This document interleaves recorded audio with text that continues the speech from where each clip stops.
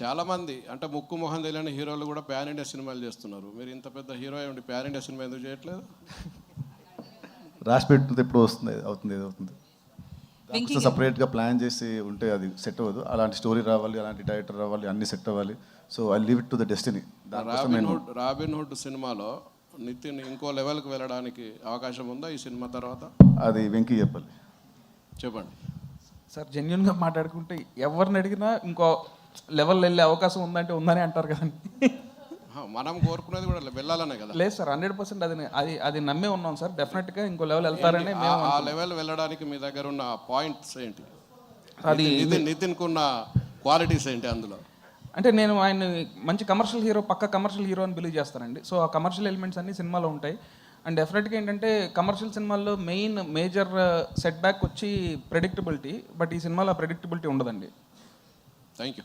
నితిన్ గారు, సో అంటే విజయాలు అపజయాలతో సంబంధం లేకుండా నితిన్ గారి కెరియర్ ఉంటుంది. సో ఈ మూవీ కంపల్సరీ హిట్ కొట్టాల్సిన అవసరం, ఎందుకంటే భీష్మ తర్వాత రంగ్దే బాగున్నప్పటికీ కూడా అది వేరు. బట్ ఈ సినిమా హిట్ కొట్టాలి. సో ఈ విషయంలో ఎట్లాంటి కేర్ తీసుకున్నారు ఈ మూవీకి?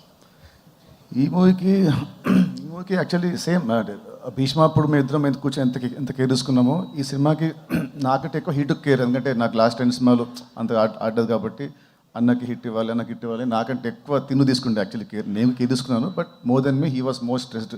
అన్న ఈసారి కొడితే ఈసారి గట్టి కొట్టాలి, అలా ఇలా కాదు నెక్స్ట్ లెవెల్లో కొట్టాలి అని అదే అనుకుని ఫస్ట్ షూటింగ్ కథ రాస్తున్నప్పటి నుంచి షూటింగ్ అయ్యే వరకు ఇప్పుడు ఎడిటింగ్ నుంచి వరకు కూడా తను December 25 డెఫినెట్లీ చాలా పెద్ద రేంజ్లో హిట్ అవుతుందని మేము ఇద్దరు అనుకుంటున్నాం.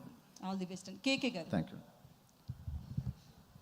సో బేసికల్లీ రైటర్స్ ఎవరైనా స్టోరీ రాయాలంటే ఎక్కడెక్కడో విదేశాలకు వెళ్ళడం ఇట్లా చెప్తుంటారు కదా. మీరు పాటలు రాయాలనుకున్నప్పుడు ఏ మైండ్ సెట్తో ఎక్కడ ఉండి రాస్తారు? నేను ఇంట్లోనే రాస్తానండి. ఎక్కువ సినిమా ఆఫీస్లోనే ఎక్కువ రాయడం ఉంటుంది. సో సాంగ్స్ ఫారెన్లో తీస్తారు కానీ మేము ఫారెన్కి వెళ్ళి ఏం రాయము. సో డైరెక్టర్తో కూర్చొని రాస్తుంటాం జనరల్లీ. నితిన్ గారు, అంటే మీరు పవన్ కళ్యాణ్ గారికి ఎంత పెద్ద ఫ్యాన్ చెప్పక్కర్లేదు.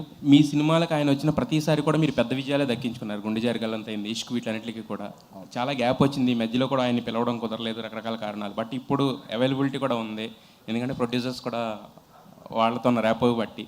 మరి ఈ సినిమా రిలీజ్ ఈవెంట్ కానీ ఎందుకంటే మీ గుడ్ వైబ్ అది కాబట్టి, మీ పవర్ వైబ్ అది కాబట్టి ఏమైనా పిలిచే అవకాశం ఏమైనా ఉంటుందా? So definitely function date fix అయితే ఒకసారి రవి గారు, నవీన్ గారు ముగ్గురు మీద కలిసి మాట్లాడదాము. తను ఫ్రీ ఉంటే చూద్దాం. తను if is busy then we can't force him కదండి. శ్రీలీల గారు, ఇప్పుడు అందరూ రాబిన్ హుడ్ అనేది ఈ ఫంక్షన్ జరుగుతుంది, ఇంతకుముందు యాంకర్ గారు చెప్పినట్టు కూడా. బట్ ఇప్పుడు ఆవిడ పిలవడం కూడా కిసిక్కు దెబ్బలు పడతాయి. ఈవెన్ నితిన్ గారు అయితే పాట కూడా పాడుతున్నారు. సో ఆ రేంజ్లో అది ఉంది. అది బయటంతా అదే హల్చల్ నడుస్తుంది. బట్ దానికి సమంత గారు కూడా రిప్లై ఇచ్చారు యాక్చువల్లీ, ఆవిడ స్టోరీలో పెట్టి మరి క్వీన్ అని చెప్పేసి. సో ఎలా అనిపించింది ఆవిడ దగ్గర నుంచి? ఇంతకుముందు ఫస్ట్ పార్ట్లో ఆవిడ చేసింది, ఇప్పుడు మీరు చేశారు. వెరీ గ్రేట్ఫుల్ అని. And such a wonderful person. నిజంగా ఎక్కడో బికాజ్ ఐ వాజ్ ఆబ్వియస్లీ కొంచెం nervous and all of that. And అలా సపోర్ట్ చేసి it really meant a lot. అందుకే నేను కింద విత్ ఓ అంటా వాజ్ బ్లెస్సింగ్స్ అని పెట్టాను. సార్ వెంకీ గారు, సార్ అంటే దీంట్లో యాక్చువల్గా మీ స్ట్రెంగ్త్తో ఎక్కువ ఎంటర్టైన్మెంట్ అనేది అందరికీ తెలిసింది, ఎందుకంటే 2 సినిమాలు ప్రూవ్ చేసింది. బట్ దీంట్లో మోర్ స్టైలిష్గా కనిపిస్తున్నారు నితిన్ గారు. అండ్ యాక్షన్ మీద ఎక్కువ ఫోకస్ చేసినట్టుంది. ఆ రాబిన్ హుడ్ టైటిల్ దగ్గర నుంచి ఎవ్రీథింగ్ కూడా ఒక యాక్షన్ ఓరియంటెడ్ ప్యాక్డ్ ఫిల్మ్ కింద కనిపిస్తుంది.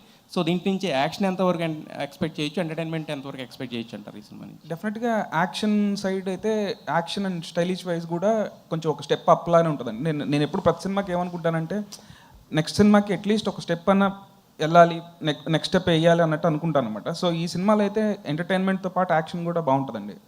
అయితే ఈ సినిమాలో ఫస్ట్ ఇంతకుముందు చెప్పిన రష్మిక గారు మారారు.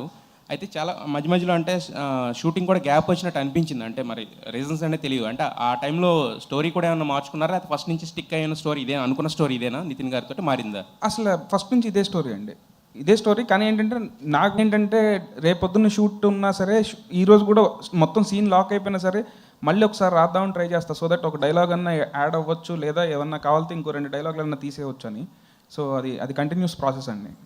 Nitin sir this is Chandu, anchor from Filmy Looks. Hi అండి. So first of all teaser చాలా బాగుంది. Thank you. ఈ సినిమాకి ముందు మీరు రష్మిక గారితో ఒక ప్రమోషనల్ వీడియో చేశారు. అవును. ఆవిడ మాట్లాడుతూ నేను ఒక మాట మాట్లాడితే 2-3 కాంట్రవర్సీలు అవుతున్నాయి అంటే మీరు వెంటనే ఇది ఇంకా చాలా బెటర్, నేను ఒక హిట్ ఇస్తే 2-3 ఫ్లాప్స్ వస్తున్నాయి. మీలాంటి హీరో అలాంటి మీ మీద మీరే పని చేసుకోవటం అనేది మీరు ఎంత రియాలిటీలో ఉన్నారనేది జనాలకు అర్థమైంది. హిట్స్ ఓకే, బట్ ఫ్లాప్స్ వచ్చినప్పుడు ఎలా తీసుకుంటారు? సో దాంట్లో నుంచి ఏం నేర్చుకుంటారు? ఫ్లాప్స్ వచ్చినప్పుడు definitely will feel disappointed. Definitely దాంట్లో చేసిన తప్పుల్ని మనము దాన్ని దాన్ని బట్టి చూసుకొని నెక్స్ట్ సినిమాలో అవి జరగకుండా జాగ్రత్త పడాలి. సో అదే ప్రాసెస్ అండి, ఇంకేం లేదు. Okay, done. వెంకీ సార్.